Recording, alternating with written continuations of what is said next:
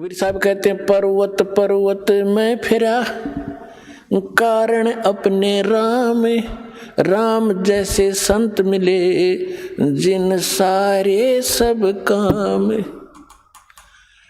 आज प्रश्न चल रहा है कि मात पिता मिल जाएंगे 184 माही, सतगुरु सेवा और बंदगी भाई फेर मिलन की नाही। तो परमात्मा अपनी महिमा को अपने ऊपर ही चित्रार्थ करके सुनाते हैं कि पर्वत पर्वत में फिरा कारण अपने राम, राम जैसे संत मिले जिन सारे सब काम। तो उसके लिए कहते हैं गुरु गोविंद दोनों खड़े काके लागू पाए, बलिहारी गुरु अपना जिन गोविंद दियो मिलाए। अपना आत्माओं परमात्मा कहते कबीर हरि जय रूठ जा, गुरु की शरण में जाए। कहे कबीर गुरु रूठ गए तो हर नहीं होत सहाय। अब जैसे किसी व्यक्ति को सुख प्राप्त है और चाहे वो भक्ति कर रहा है नहीं कर रहा है, तो आम व्यक्ति ये कहा करता है कि इसका भगवान राज्य है, इसका परमात्मा इस पर प्रसन्न है। और जिनके ऊपर दुख पे दुख आ रहे होते हैं तो वो अपने आप ही कहा करता है कि हमारा राम रूठ गया, हमारा भगवान रुष्ट हो चुका है, हमारा भगवान रुष्ट है इसलिए हमें दुख हो रहे। तो यहाँ कबीर साहब कहते हैं कबीर हरि जय रूठ जा, गुरु की शरण में जावे। कहे कबीर गुरु रूठ गए तो हर ना होत सहाय। गुरु गोविंद दोनों खड़े किसके लागू पाए, बलिहारी गुरु अपना जिन गोविंद दियो मिलाए। अब जैसे उदाहरणार्थ कोई जंगल में खेतों में मजदूरी कर रहा है या कार्य कोई कर रहा है, एक मटका पानी का भर के रख लिया। जब तक वो जल उपलब्ध है उस घड़े में उसको कोई प्रॉब्लम नहीं, जो कहीं से उठा भर के लाया है। और जब वो जल समाप्त हो जाता है तो वो असुविधा हुई, उसको प्यासा मर रहा है, तो उसका क्या तरीका है कि फिर से जाइए उस हैंडपंप या कुएं पर और फिर से वो जल प्राप्त कीजिए और फिर सुविधा होगी, फिर जान बची। इसी प्रकार जब तक आपके पूर्व जन्म का संचित पुण्यों का घड़ा भरा है, आपका राम राज्य है, आपका भगवान प्रसन्न है, आपको कोई आपत्ति नहीं है। और जिस समय आपके पुण्य समाप्त हो गए तो समझो आपका राम रुष्ट गया, रुष्ट हो गया। अब पुण्य क्षीण हुए तो दुख हुए, दुख हुए तो राम रुष्ट गया, रुष्ट हुआ। तो क्या बताते हैं कबीर हरि जय रूठ जा, गुरु की शरण में जावे। कहे कबीर गुरु रूठ गए तो हर ना करे सहाय। अब जैसे आपके पुण्य समाप्त हुए, जैसे जल खत्म हुआ मटके का घड़े का, तो हैंडपंप के पास जाइए और उसकी सेवा कीजिए, भक्ति कीजिए, साधना कीजिए, उसको चलाइए और घड़ा भर लीजिए। अब परमात्मा ये उदाहरण देना चाहते हैं कि एक हैंडपंप तो गुरु और वांछित वस्तु जल गॉड, एक घड़े में जल रखा हो और हैंडपंप हो।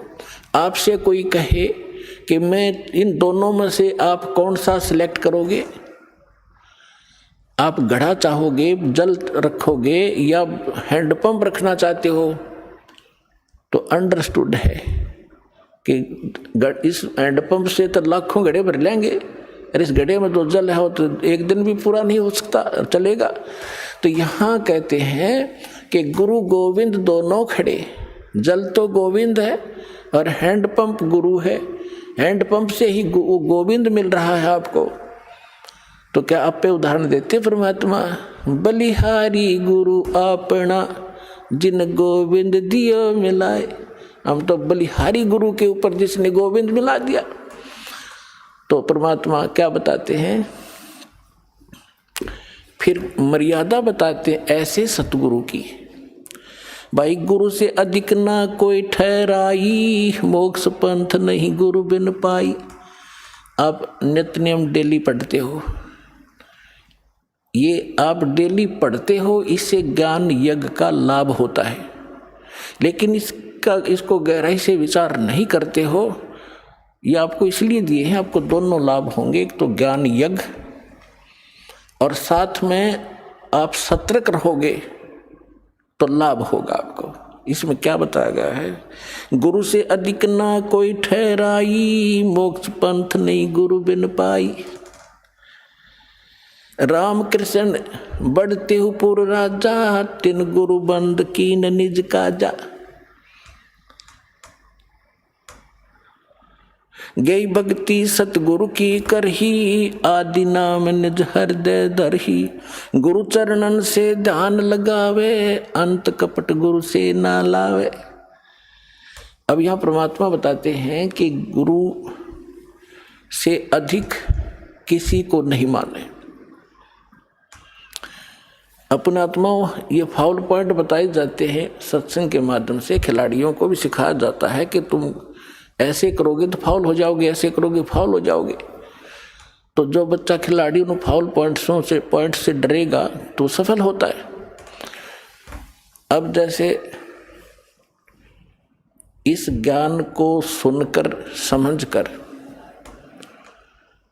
क्योंकि आज बहुत इंटेलिजेंट समाज है, मानव समाज, विद्वान है, किसी ने लॉ कर रखा है, किसी ने डॉक्टरी कर रखी है, किसी ने और इंजीनियरिंग कर रखी है, कोई IAS IPS के हैं, इंटेलिजेंट हैं, एजुकेटेड हैं, उनके बोलने के तरीके भी आम जन से अधिक अट्रैक्टिव होते हैं।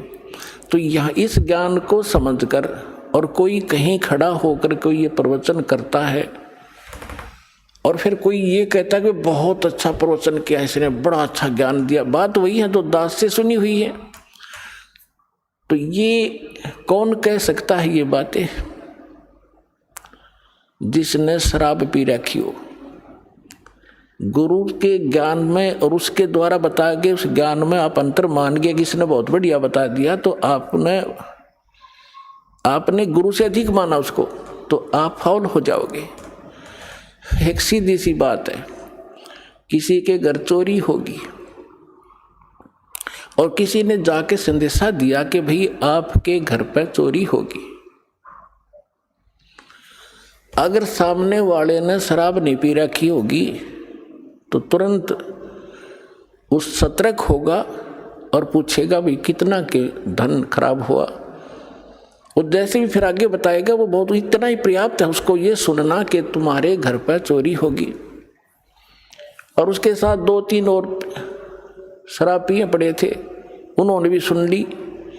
वो शराबी कह रहा है आपका चोरी हो गई, तो जिसका चोरी हो रही थी उन्होंने बोला हाँ इसने बहुत बढ़िया सुर में बोला, बहुत अच्छा सुनाया। अरे भले आदमी, ये सुर में सुनाने से, एक सिंपल वे से कहने से वो अच्छा कह रहा है तो दोनों शराबी है वो। तो कहने का भाव ये है कि जब इंसान होशमा होगा इतना ही पर्याप्त है। तो कहते हैं गुरु से अधिक ना कोई ठहराई, मोक्ष पंथ नहीं गुरु बिन पाई। तो इस प्रकार की बहुत सी बातें हैं। कहते हैं गुरु को तजय बजय जो आना, तापसुआ को फोकट ज्ञाना। फेसबुक पर हमारे पेज अमर बोध को लाइक करें और यूट्यूब पर अमर बोध चैनल को सब्सक्राइब जरूर करें। संत रामपाल जी महाराज से निःशुल्क नाम दीक्षा लेने के लिए हमारे इन नंबरों पर संपर्क करें। घर बैठे निःशुल्क ज्ञान गंगा या जीने की राह पुस्तक प्राप्त करने के लिए अपना नाम, पूरा पता और मोबाइल नंबर हमारे इन नंबरों पर SMS या व्हाट्सएप करें।